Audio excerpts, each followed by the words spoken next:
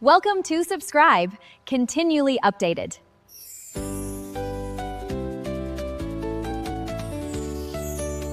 You know, there's a moment in every father's life when his kid sits down across the table, and you can just tell they're about to ask for something big.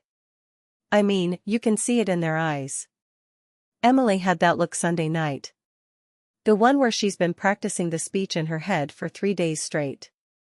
She showed up at 6 with Dylan. I was out back, trying to get the charcoal going. Had my old Packers apron on, the one with the grease stains that'll never come out. Buster, the neighbor's beagle, was going nuts at the fence like he always does when anyone pulls into the driveway. "Dad," Emily called out, walking around the side of the house. "We brought wine." I looked up. She was holding a bottle of red. Not the cheap stuff either. Dylan was right behind her, wearing one of those button-down shirts with the little logo on the chest. Polos. Yeah, that's it. He looked like he was heading to a job interview. "Wine," I said, poking at the coals. "Fancy. What's the occasion?" Emily glanced at Dylan. That glance. The one that says, "We rehearsed this." "Can we talk inside?" she asked. I wiped my hands on my apron. "Grill's already hot. Burgers go on in 10 minutes. Whatever it is, we can talk right here. I'm not gonna stop cooking just because you two look like you're about to announce you're moving to Alaska." Dylan laughed. It was that nervous laugh people do when they're not sure if you're joking. "No, sir. Nothing like that." "Sir," I repeated. "That's new." We sat on the deck. I had those old folding chairs, the ones with the webbing that's starting to fray. Dylan sat down and immediately the chair made that groaning sound, and he jumped up like a snake bit him. I laughed. Couldn't help it. "It's fine, it does that," I said. "Sit down. You want a beer?" "Got some Miller." "Nothing fancy like that IPA stuff you probably drink, but it's cold." "I'll take one, thanks," Dylan said. At least he wasn't a snob about it. Emily was fidgeting with her napkin, rolling the corner between her fingers. I'd seen her do that since she was 4 years old, whenever she was working up to asking for a pony or a later curfew or whatever it was this time. "So," I said, flipping a burger. The fat dripped down and the flames jumped up. "What's going on?" Dylan cleared his throat. "Mr. Morrison, I want to talk to you about my PhD program." "Frank," I said. "Call me Frank." Mr. Morrison was my old man, and he's been dead 12 years. "Frank," Dylan corrected himself. "Right. So, as you know, I've been accepted into the doctoral program at Northwestern. Sociology. It's a 5-year program, fully structured, excellent placement record after graduation." "Northwestern," I said. "That's in Chicago, right?" "Near Chicago?" "Evanston, technically." "Technically." I took a swig of my beer. "Go on." Emily jumped in. "Dad, it's a really good program. Like, one of the best in the country. Dylan's professors say he has a real shot at making tenure track somewhere. Maybe even a big university." "I'm happy for you, Dylan," I said. And I meant it. I really did. "So what's the conversation about?" Here's the thing about being a dad. You learn to read the room. And right then, the room was screaming that I was about to get hit with something heavy. Dylan leaned forward. "The program costs $96,000 over 5 years. That's tuition, living stipend, research funding. I've applied for some grants, but they're competitive. And I was wondering." He trailed off. Emily finished for him. "We were wondering if you could help. With the money." I didn't say anything for a minute. Just flipped another burger. The sizzle was loud in the silence. 96,000, I said finally. "That's a nice truck." "Hell, that's 2 nice trucks." "I know it's a lot," Dylan said quickly. "But it's an investment. In my future. our future. Once I get my PhD, I'll be qualified for positions that start at 80, 90,000 a year. I'll be able to pay you back. With interest. With interest, I repeated. Emily was looking at me with those big eyes. She looks like her mother when she does that. It's hard to say no to those eyes. But I've learned. Hard way, mostly. Let me ask you something, Dylan, I said, sitting down across from him. You're what, 27? 28 next month. 28. So you've been in school basically your whole life. Undergrad, then a master's, now a PhD. You ever had a job? I mean a real one. Not a teaching assistant or whatever. Dylan shifted in his chair. The webbing creaked again. I've had summer jobs. I worked at a bookstore for 2 years during undergrad. And I've been a TA for 3 semesters. A bookstore, I said. And a TA. So you've never, say, worked construction. Or run a kitchen. Or fixed a roof in July when it's 100 degrees out and you're sweating through your boots. No, sir. Frank. I nodded. Okay. Well, I have. I started my business when I was 23. No degree. Just a toolbox and a truck that barely ran. First year, I made $18,000. Lived in a one-room apartment above a dry cleaner. Smelled like chemicals all the time. But I built something. Took me 30 years, but I built something. We're not asking for a handout, Emily said.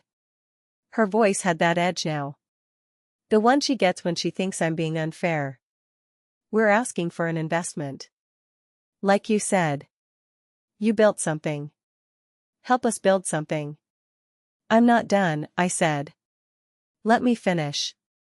I took another sip of beer. The Packers mug was cold in my hand. Buster was still barking somewhere down the street. $96,000, I said. That's a hell of a lot of money. And I'm not saying no. I'm not saying yes either. I'm saying I have conditions. Dylan straightened up. Conditions? 3 of them. You complete all 3, I'll write you a check for the full amount. Every penny. Emily's face lit up. Really?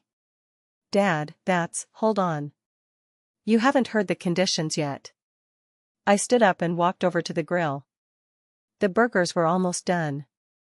I flipped them one more time, more for something to do with my hands than anything else. Condition 1, I said. For the next 3 months, you, Dylan, will work for me. Full time. 40 hours a week minimum.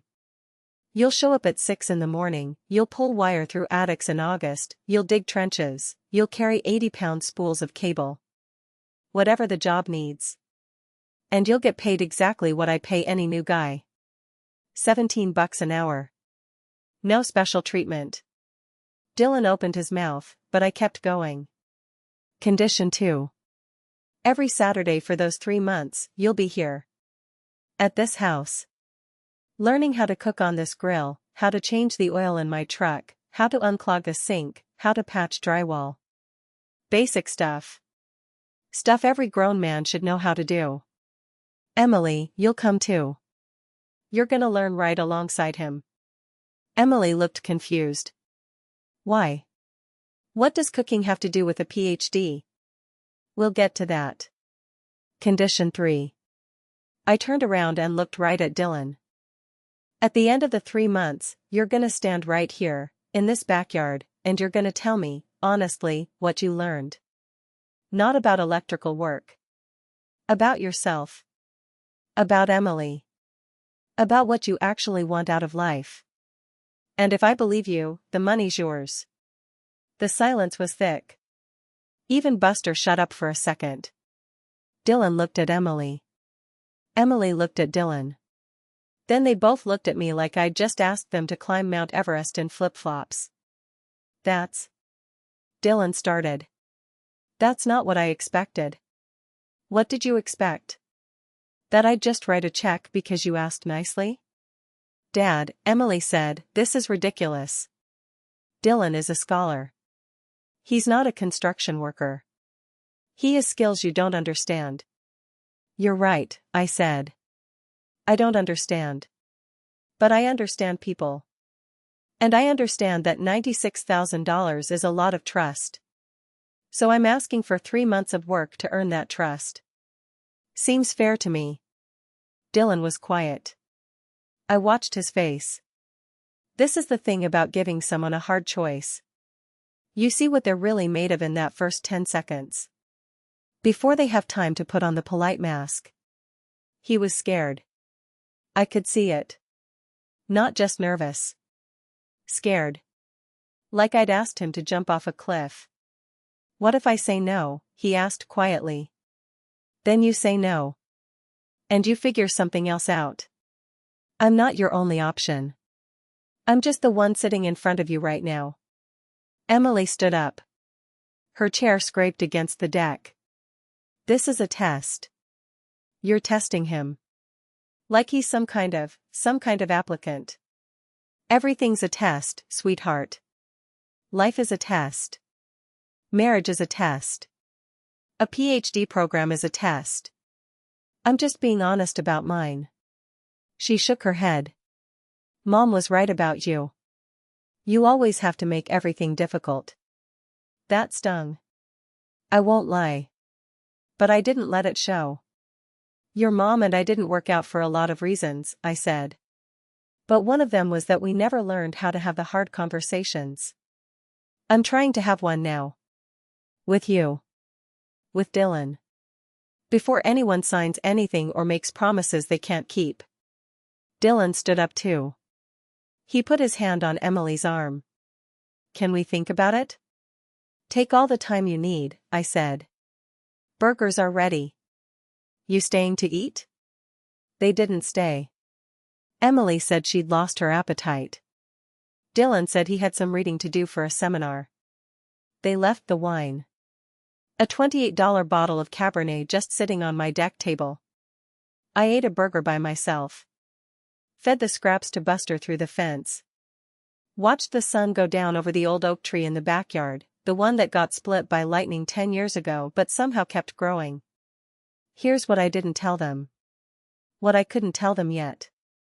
I wasn't testing Dylan to see if he was good enough for my money. I was testing him to see if he was good enough for my daughter. And more importantly, I was testing him to see if he knew that himself. Because here's the truth about $96,000. It's a lot of money. But it's not as much as 5 years of your life. And it's sure as hell not as much as my daughter's heart. I finished my beer and looked at my phone. No messages yet. The first move was made. Now it was their turn. I went to bed that night wondering if Dylan would show up Monday morning at 6. Part of me thought he would. The part that believes people can surprise you. Another part of me figured I'd never see him again. The part that's been around long enough to know that talk is cheap and character is expensive. Either way, I'd know something in 3 months that I didn't know now. And that, right there, is worth more than $96,000 any day of the week.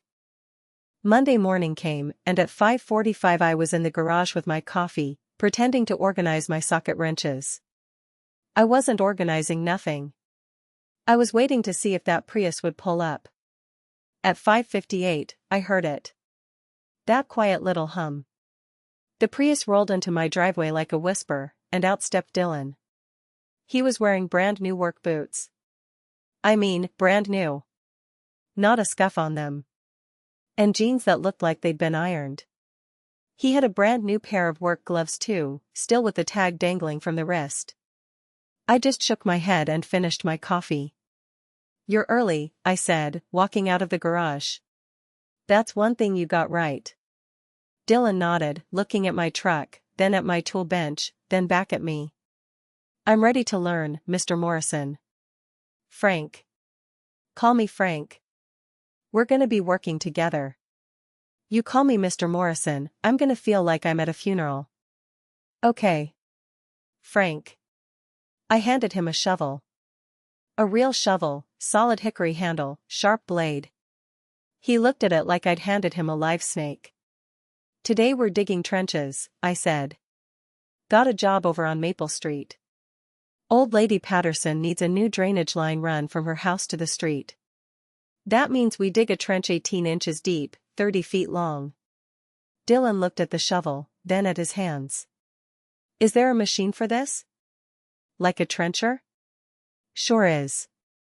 Costs money to rent. But you're learning the trade, right? And you said you wanted to work. So you're gonna learn the trade from the ground up. Literally. He didn't laugh. He just followed me to the truck, and we drove to Mrs. Patterson's house. She was 82 years old, had been in that house since Eisenhower was president. She brought us lemonade before we even started. You're a nice young man, she said to Dylan. Frank always sends me good help. Dylan smiled, but it was the kind of smile you give when you're about to get a shot at the doctor's office. I marked the line with orange spray paint. Right here. 18 inches deep. You hit any roots, you work around them. You hit a rock, you dig it out. You get tired, you take a drink of water. But you don't stop until that trench is dug. 30 feet, he said, like he was trying to memorize it. 30 feet. I'll be working on the inside plumbing. You need something, you holler. He started digging. I went inside and started pulling apart Mrs. Patterson's ancient pipes, but I kept an eye on him through the kitchen window. The first 5 minutes, he was fine. The next 5 minutes, he was sweating. By the 15-minute mark, he'd taken off his shirt. Thin chest, soft arms. This was a man who'd spent his whole life in classrooms and coffee shops. By 30 minutes, he'd dug maybe 4 feet. And it was only about 6 inches deep. I went outside. How's it going? Great, he said, breathing heavy. It's just, the soil here is very compacted. The soil here is dirt, Dylan. You're just not used to doing actual work. He didn't say anything.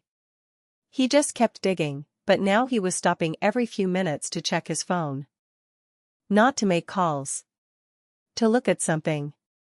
Probably checking how many miles he'd walked or how many calories he'd burned or some other number that didn't mean anything. By lunch, he'd dug about 8 feet. It was crooked, and the depth went from 6 inches to 10, back to 4. Looked like a snake had made that trench, not a man. I didn't say much. I just bought us sandwiches from the deli down the street, and we sat on Mrs. Patterson's back steps eating. So, Dylan said, between bites of turkey on wheat. Emily mentioned you used to take her fishing when she was little. I did. She hated it. She told me. Said she felt bad for the worms. I laughed. I couldn't help it. Yeah, that sounds like Emily. She used to name the worms before I put them on the hook. Dylan smiled. It was the first real smile I'd seen on him. She still names things. She has a plant in our apartment named Gerald. Gerald the plant. Gerald the fern. We sat there for a minute, and I thought, maybe there's something in this kid after all. Maybe underneath all the fancy words and the Prius, there's a human being. Then he opened his mouth again. You know, from a sociological perspective, this kind of labor is really undervalued in our society. The manual labor class has been systematically marginalized by Dylan. Yes? Eat your sandwich. He ate his sandwich. That afternoon, he finished the trench. It took him until 4 o'clock, and by the end his hands were blistered through those brand new gloves. The trench was still crooked, but it was 18 inches deep all the way. Most of it, anyway. I laid the pipe, covered it up, and we called it a day. On the drive back to my house, he fell asleep in the passenger seat. Mouth open, drooling a little. Just like a kid. When we got back, Emily was waiting in the driveway. She ran up to the truck and saw Dylan's hands, saw the exhaustion on his face, and she looked at me like I'd done something criminal. Dad, what did you do to him? I paid him, I said. $15 an hour. Just like I said. Dylan stumbled out of the truck, and Emily put her arm around him. "You don't have to do this," she whispered to him. I heard her. I wasn't supposed to, but I heard her. Dylan just shook his head. "No. I said I would. I'm gonna do it." And I felt a little spark of respect. Small spark. But real. That was the first day. The next few weeks were more of the same. I had Dylan doing all the grunt work. Digging, hauling, cleaning up job sites, organizing my truck. He was slow and clumsy, and half the time I had to redo what he did, but he kept showing up. 6 in the morning, every day. The new boots got scuffed, the jeans got dirty, and after 2 weeks, I noticed he'd stopped checking his phone so much. But something else was happening too. Something I'd expected. I saw the way he looked at his phone when he thought I wasn't watching. Quick glances, then he'd put it away fast. One time I walked by and saw he was looking at a university website. A different university. One with a different program. Economics, not sociology. I didn't say anything. I just filed it away. The 4th week was when things started to crack. I had a job at a house on Pine Street, redoing the wiring in an old kitchen. I told Dylan to run the new wire from the breaker box to the kitchen. It's not complicated work. You just follow the path, staple the wire every 4 feet, make sure it's neat. You understand what I'm telling you? I said. I think so. From the box, along the joists, into the kitchen. Right. And what's the rule about wiring? He thought for a second. Measure twice, cut once. That's carpentry. Wiring rule is, black to brass, white to silver, ground to green. And never, ever leave a loose connection. A loose connection starts a fire. You understand? I understand. I left him to it while I worked on the outlets. An hour later, I went to check on him. What I saw made my stomach drop. Wires twisted together with just electrical tape. No wire nuts. Staples every 2 feet in some places, every 6 feet in others. And in one spot, he'd run the wire right over a heating duct. In 6 months, that wire would have melted and burned the house down. Dylan. He came over. Yeah, almost done. Get out. What? Get out of this attic. Now. We climbed down, and I took him out to the front yard. I was so mad I couldn't even talk for a minute. I just stood there, looking at the sky, counting to 10 the way I learned in anger management after the divorce. Frank, I'm sorry if I did something wrong. Just tell me and I'll fix it. You could have killed someone. His face went white. What? No, I was just running wire. You twisted wires together with tape. No wire nuts. You ran wire over a heating duct. In a kitchen.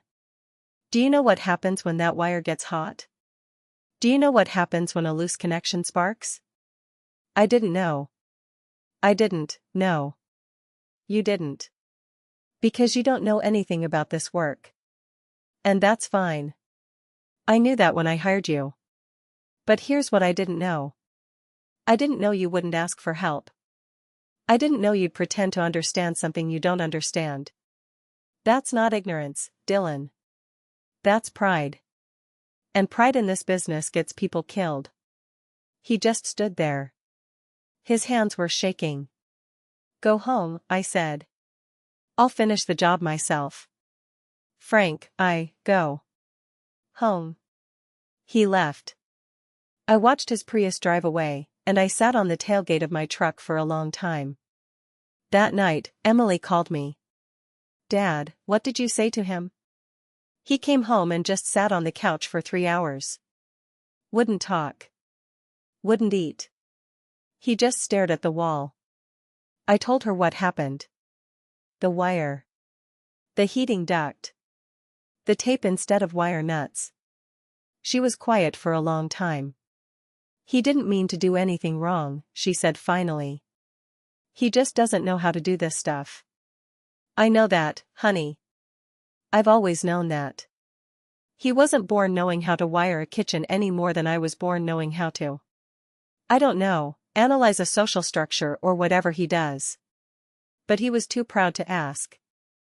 He'd rather risk burning a house down than admit he didn't know something. He's not like that. He's trying so hard, Dad.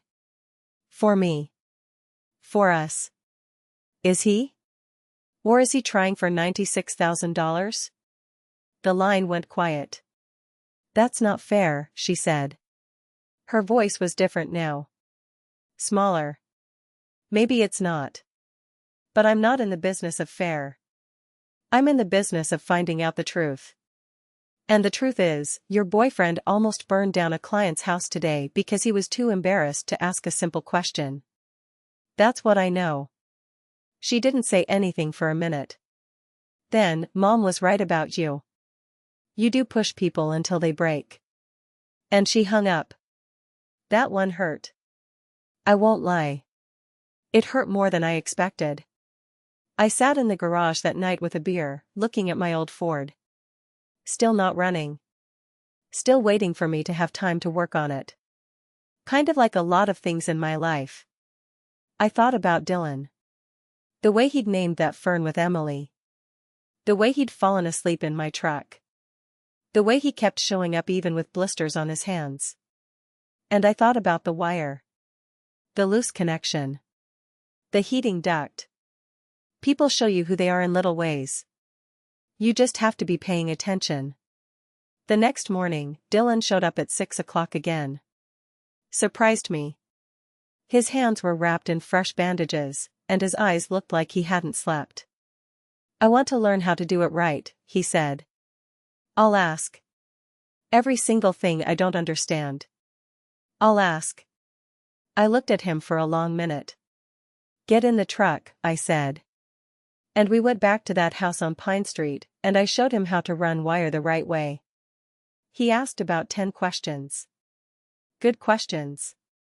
He listened. He took notes on his phone, which annoyed me, but at least he was trying. But something had changed. In him, in me, and especially in Emily.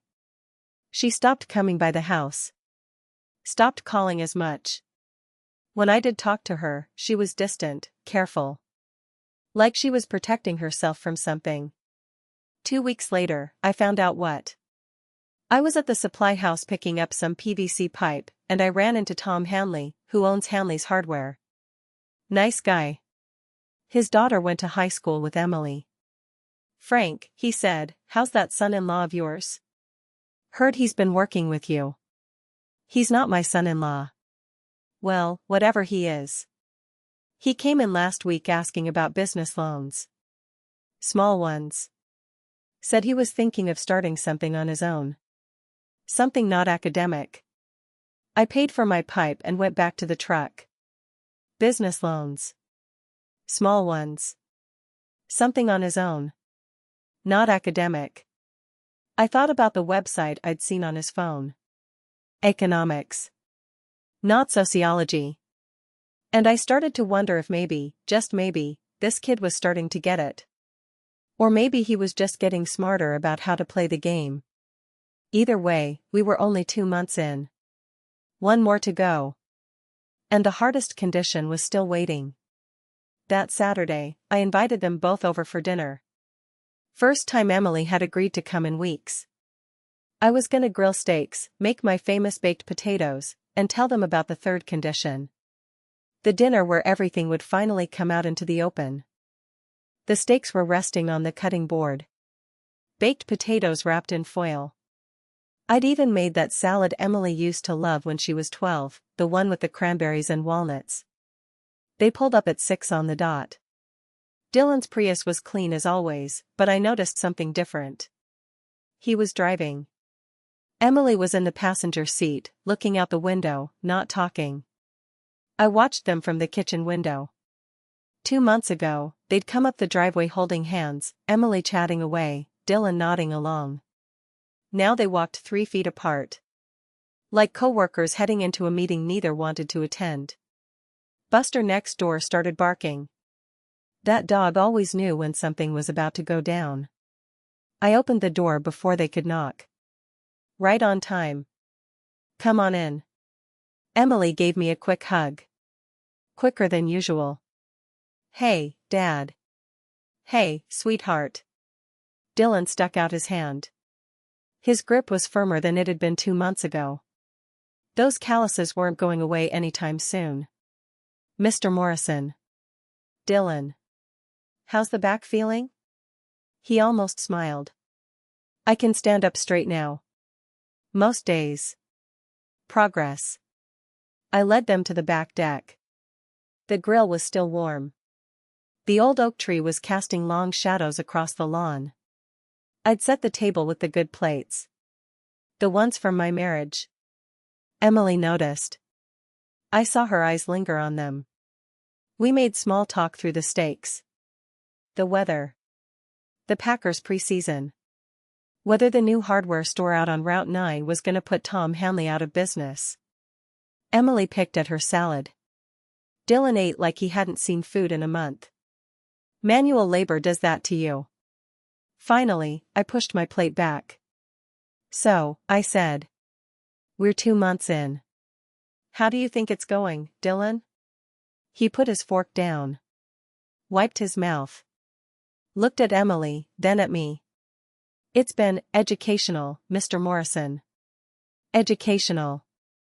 I like that. What did you learn? He thought about it. The old Dylan would have jumped in with some academic answer. Sociological implications of manual labor. The dignity of blue-collar work. Something that sounded good but meant nothing. I learned I don't know how to wire a kitchen. I nodded.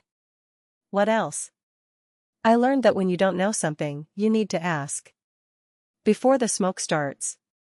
And I learned that digging ditches in July is a really good reason to stay in school.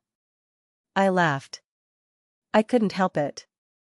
Emily almost smiled. Fair enough, I said. You completed condition 1. Showed up, did the work, didn't quit. Even after I kicked you out. You were right to kick me out. I could have burned your house down. Yes, you could have. But you came back the next morning.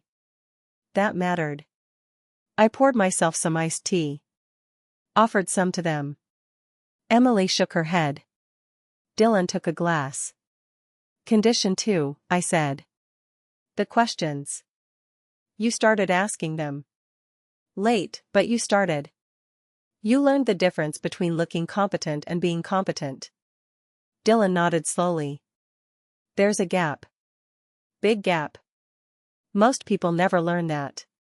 They fake it their whole lives. Fake it at work, fake it in relationships, fake it to themselves. And one day the wires cross and the whole thing goes up in flames. I let that hang there. Emily was watching me now. Really watching. Like she was trying to figure out where I was going with all this. 2 conditions down, I said. 1 to go. Dylan straightened up. What's the 3rd condition? I stood up. Walked to the edge of the deck. Looked out at the backyard. The old Ford sitting in the garage. The oak tree that had been struck by lightning 12 years ago and still wouldn't die. The 3rd condition is the one that matters most. The first 2 were about you. Whether you could work. Whether you could learn. Whether you had any humility. I turned back to face him. The 3rd condition is about Emily. She looked up. Me? You. Because here's the thing, Dylan. Love isn't just showing up. Love isn't just working hard. Love is sacrifice. Real sacrifice. Not the kind where you give up something you didn't want anyway. The kind where you change your whole plan. Dylan's face was unreadable. So here it is. Condition 3. You don't take a dime from me for that PhD. Not a cent. Instead, you defer your program. You get a job. A real job. You work for 2 years. Save up. Prove you can support my daughter. And at the end of those 2 years, if you still want to do the PhD, you pay for it yourself. Every penny. Emily's mouth opened. Dad, and, I continued, during those 2 years, you live on what you earn. No loans from your parents. No credit cards. No Emily covering the rent. You want to marry my daughter? You prove you can stand on your own 2 feet first. The silence stretched out. Dylan stared at his plate. Buster barked twice and then stopped. That's the condition, I said. That's the price. Not $96,000. Just 2 years of your life. 2 years of being a grown man before you ask to be a husband. Dylan finally looked up. And I saw something in his face I hadn't seen before. Not anger. Not frustration. Something closer to defeat. Mr. Morrison, he said slowly, I've been doing some thinking these past couple months. About what I want. What I really want. Emily turned to him. Dylan? He wouldn't look at her. I looked into some things. Economics programs. Different schools. Different paths. He swallowed. And I went to see Mr. Hanley at the hardware store. Asked him about business loans. Small ones. For starting something. I nodded. I know. You know? Tom's been selling me pipe fittings for 15 years. He tells me things. Dylan's face went pale. Then you know I was trying to figure out a backup plan. Something in case you failed the test? In case I decided the PhD wasn't what I wanted anymore. Emily's voice was quiet. You never told me any of this. I was going to.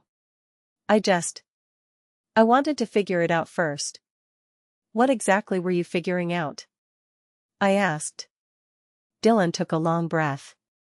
I've got $63,000 in student loans already. From undergrad and the first 2 years of the PhD. My parents co-signed on 40 of it. If I don't finish the program, the payment starts 6 months after I leave. No deferral. No forgiveness. He rubbed his face with both hands. The sociology PhD was supposed to lead to a tenure-track job. Public service loan forgiveness after 10 years. That was the plan. The only plan. Without it, I'm looking at $800 a month in payments. For the next 20 years. Emily was staring at him like she'd never seen him before. Why didn't you tell me, she said. Because I was ashamed. Because you believed in me. Because your dad was right. I raised an eyebrow. About what? About me. About everything. He looked at me. You knew, didn't you? From the beginning. I knew you hadn't thought it through. Any of it.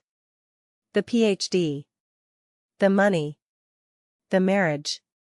You had a dream and you figured the details would work themselves out. They always have before. No. Other people made them work out. Your parents. Your professors. Emily.